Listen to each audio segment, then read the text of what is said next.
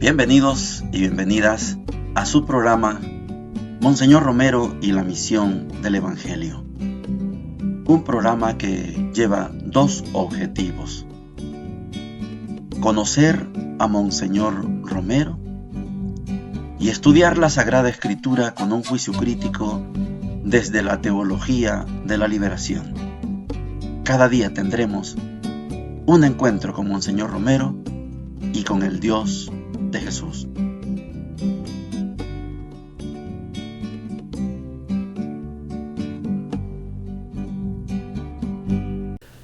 Hola, ¿qué tal? Este es su programa Monseñor Romero y la misión del Evangelio. Estamos en el sábado 3 de agosto. Es una fiesta bonita porque hoy termina la peregrinación de Monseñor Romero allá en Ciudad Barrios. Caminaron el jueves hasta Cojute. Ayer quedaron en San Miguel y ahora salen de Chapeltique, esos 16 últimos kilómetros. Yo sé que muchos hermanos y hermanas van caminando, sacerdotes, religiosas, van caminando hasta Ciudad Barrios, con esas inclemencias del tiempo, con las inclemencias de la dormida, porque no es cómodo dormir en el suelo, en una banca, en una grada, pero la satisfacción es enorme. Monseñor está feliz. Monseñor sabe que se ha quedado en su pueblo. En la primera parte del programa de hoy sobre Monseñor Romero, seguimos con la segunda parte de esa proclama, de ese documento, de ese comunicado del arzobispado. Ayer escuchamos que Monseñor pone en primer lugar a Dios. Primero es Dios. Y ahora el título es al pueblo. El mensaje es al pueblo y quienes están en relación con el pueblo.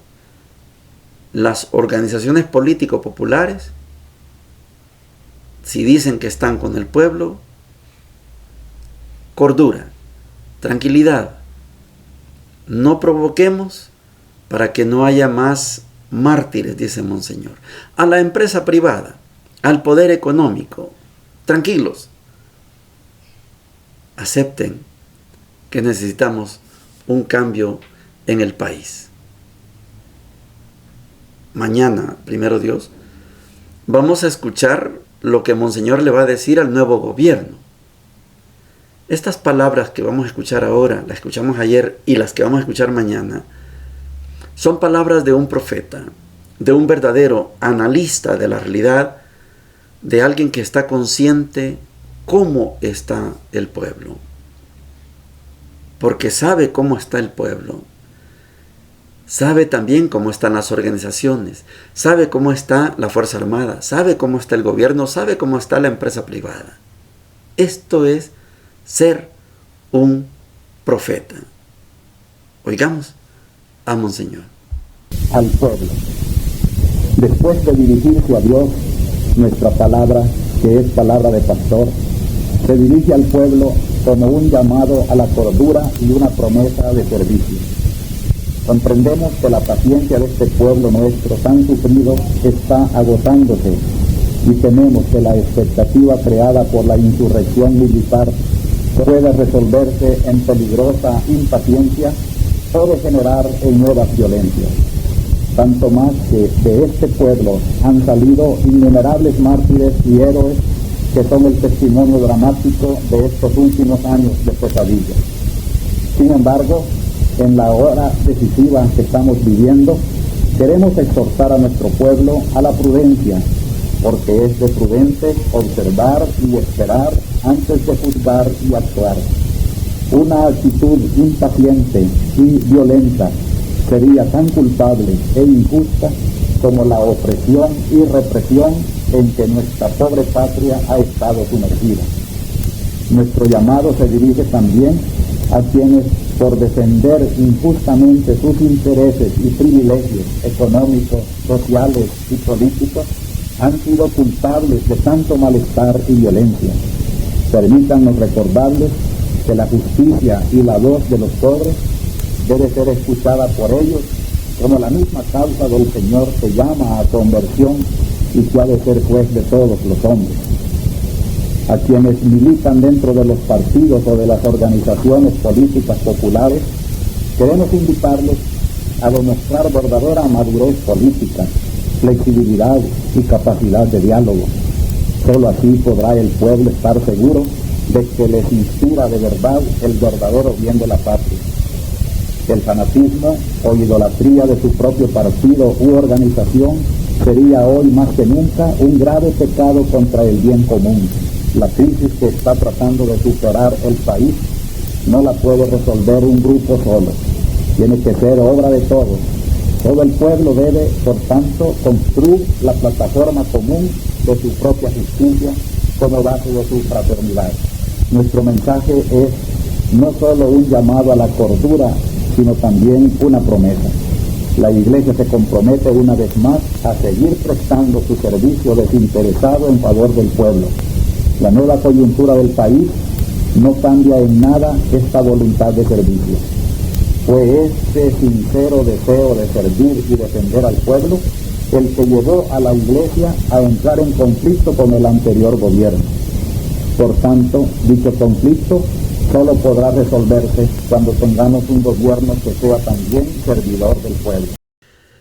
Llegamos a la sección de la palabra de Dios. Estamos en el capítulo 16 del profeta Jeremías.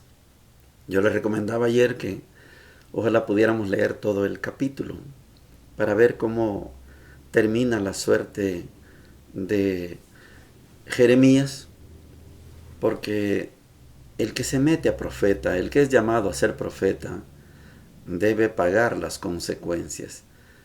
Y estas consecuencias de Jeremías son precisamente exponerse al arbitrio y a la decisión de los que tienen el poder.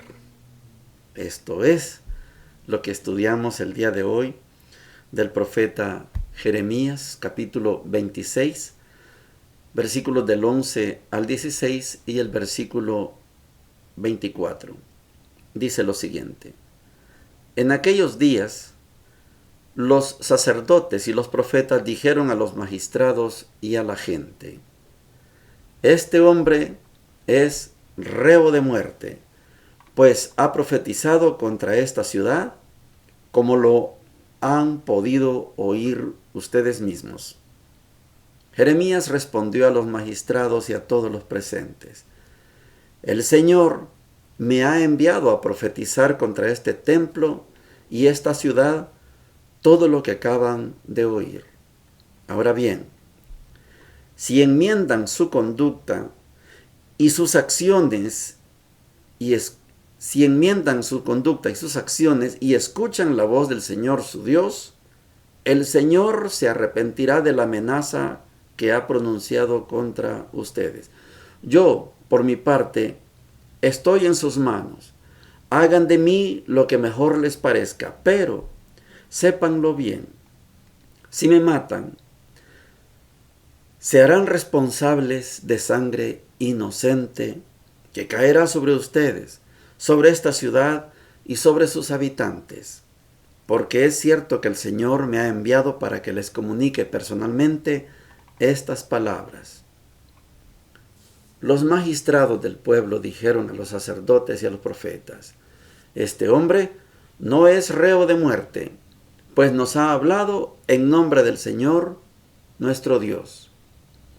Entonces Ahicam, hijo de Safán, se hizo cargo de Jeremías para que no lo entregaran al pueblo y le dieran muerte. Palabra de Dios. Te alabamos, Señor. Cuando hemos estudiado, aunque sea por películas, pero hemos estudiado la pasión de Jesús, la muerte de Jesús, el juicio contra Jesús, hay una gran similitud entre estas palabras. este hombre es reo de muerte. Allá gritó Caifás, ha blasfemado, tiene que morir. Y Jesús guarda silencio. Allá, en el juicio con Jesús, el grito es que caiga sobre nosotros esa sangre, pero tiene que morir. Allá Jesús no se defendió. Aquí sí, Jeremías se defiende. Estoy en sus manos. Hagan de mí lo que quieran, pero si me matan, derramarán sangre inocente y caerá sobre ustedes, sobre esta ciudad y sobre todos sus habitantes. Quiero que notemos aquí algo que en la historia del pueblo de Israel vale la pena resaltar. Quiero que hagamos la diferencia de cuando el poder está en un grupo de magistrados, como lo que pasó con Jeremías.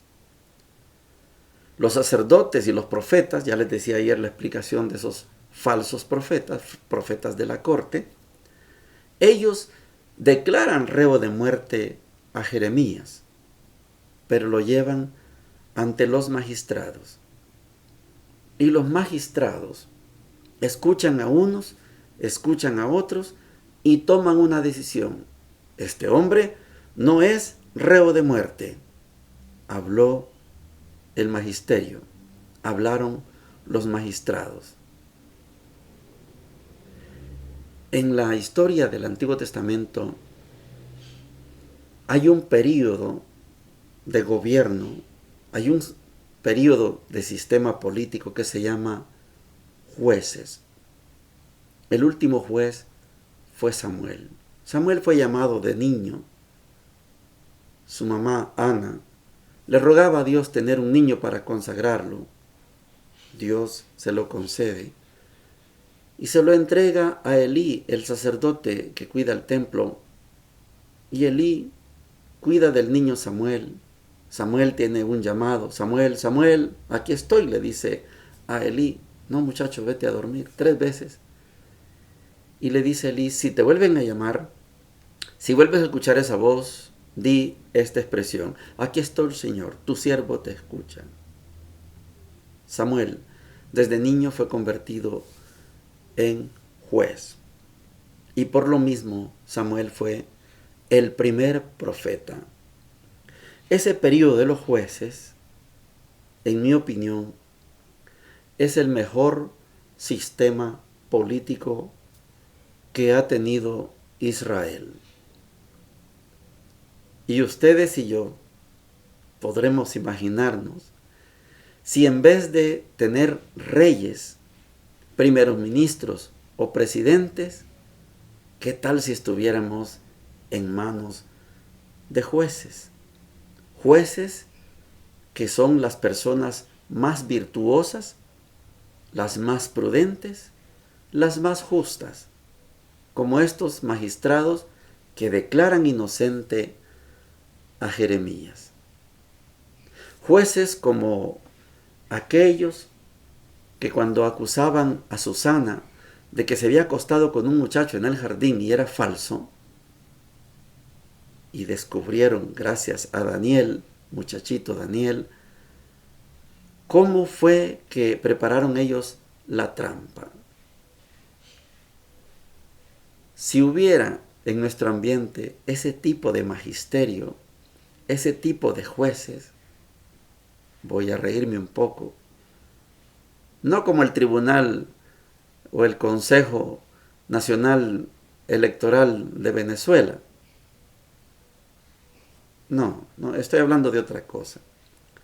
Cuando hay verdaderos jueces, prudentes, temerosos de Dios, justos, sabios, responsables, el país, los países estaríamos en buenas manos y habría muy buena y pronta justicia.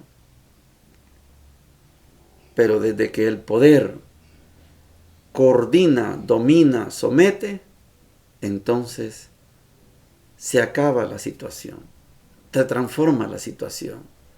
Y el pueblo, aunque gritemos que somos libres, el pueblo sigue siendo esclavo. Mire lo que vamos a escuchar en el Evangelio de hoy. Nada huele a magisterio, a jueces. Ahí manda la palabra de un rey. Jeremías salió bien librado. Ahicam se hace cargo de llevarse a Jeremías para que no lo entreguen al pueblo como hicieron con Jesús. Ahí les va Jesús. Trátenlo como quieran. Lo escupen, lo azotan, se burlan de él. No. Ahicam aparta a Jeremías y se lo lleva en base a la sentencia que han dado los magistrados. Leamos el Evangelio de Mateo y vamos a seguir en sintonía con estas palabras de Jeremías. Mateo, iniciamos el capítulo 14, versículos del 1 al 12, dice lo siguiente.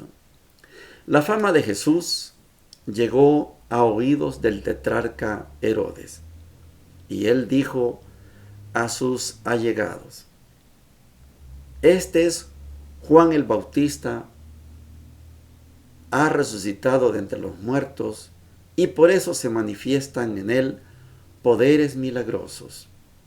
Herodes, en efecto, había hecho arrestar, encadenar y encarcelar a Juan a causa de Herodías, la mujer de su hermano Felipe, porque Juan le decía: no te es lícito tenerla. Herodes quería matarlo, pero tenía miedo del pueblo, que consideraba a Juan un profeta. El día en que Herodes festejaba su cumpleaños, la hija de Herodías bailó en público y le agradó tanto a Herodes que prometió bajo juramento darle lo que pidiera. Instigada por su madre, ella dijo: tráeme aquí sobre una bandeja la cabeza de Juan el Bautista. El rey se entristeció, pero a causa de su juramento y por los convidados, ordenó que se la dieran y mandó decapitar a Juan en la cárcel. Su cabeza fue llevada sobre una bandeja y entregada a la joven, y ésta la presentó a su madre. Los discípulos de Juan recogieron el cadáver, lo sepultaron y después fueron a informar a Jesús. Palabra del Señor. Gloria y honor a ti, Señor Jesús. Así funciona el poder concentrado en una persona. Cuando el poder está disgregado, está esparcido, el poder requiere un consenso. Pero cuando lo tiene una sola persona, un rey, en este caso Herodes no es el emperador de Roma. Herodes es un tetrarca. Eran 4 poderosos que tenían el control sobre Palestina. Herodes era encargado de este territorio, pero habían otros 3 que constituían los 4 poderes, los 4 poderosos del Imperio Romano. Hasta este tetrarca, Herodes, no es el mismo Herodes de el niño Jesús, el que masacró a los niños menores de 2 años. Este es otro Herodes. Pero la fama de Jesús apenas lleva 3 discursos: Sermón de la Montaña, discurso sobre la instrucción de los apóstoles y el que acabamos de terminar de las parábolas. Magnífico. Ahí está. Esos 3 discursos han hecho famoso a Jesús, más los milagros, más las muestras de poder. Pues ya llegó esto a oídos del tetrarca. Y como el tetrarca y la cultura del Imperio Romano es supersticiosa, ellos tenían grandes temores a lo desconocido. Eran poderosos con el pueblo sencillo, como son todos los militares, son poderosos como en Venezuela, cuando sale gente a protestar, y ahí van el ejército con antimotines, chalecos antibalas, cascos blindados, y así cualquiera es valiente.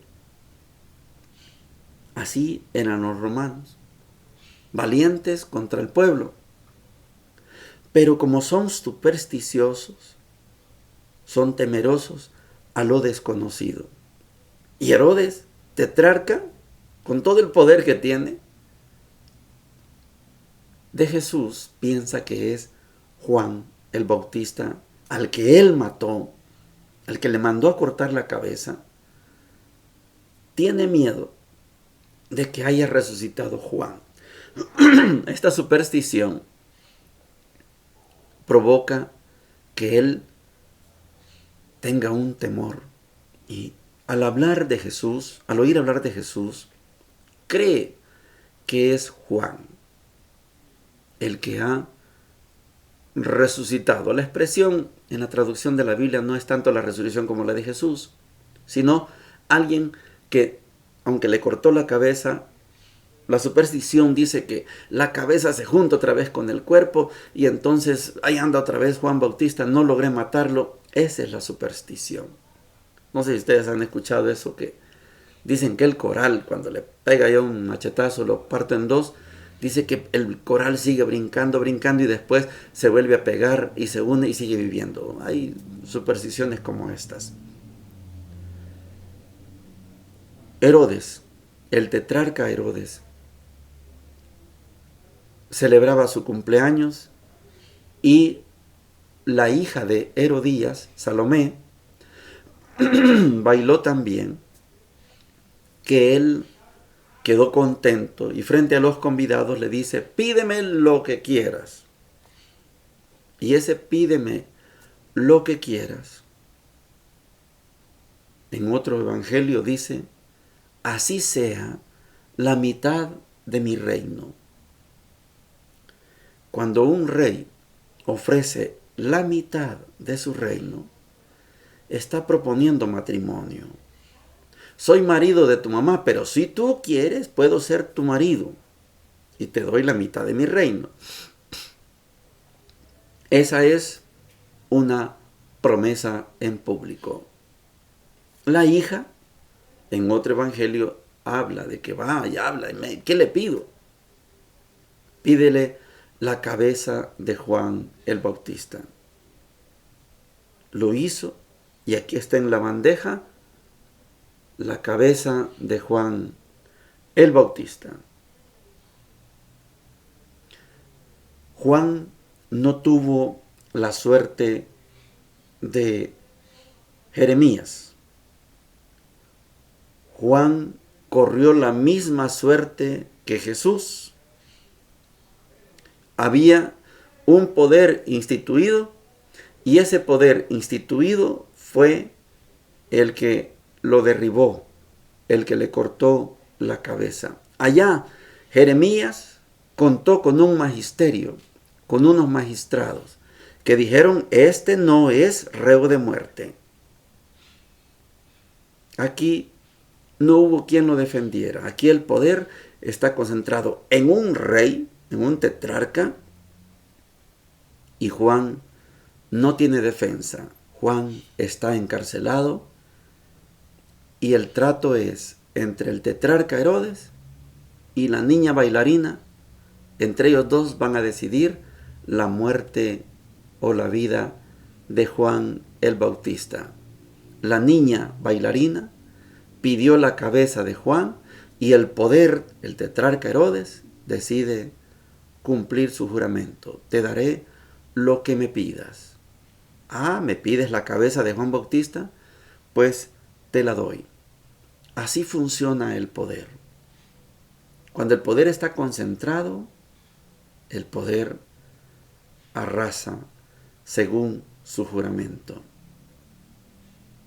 Cuando una perversa bailarina, hija de una adúltera, Herodías, porque Herodías es mujer del hermano del tetrarca Herodes, Juan le decía, no te es lícito, entonces apartan la voz que molesta y le cortaron la cabeza a Juan.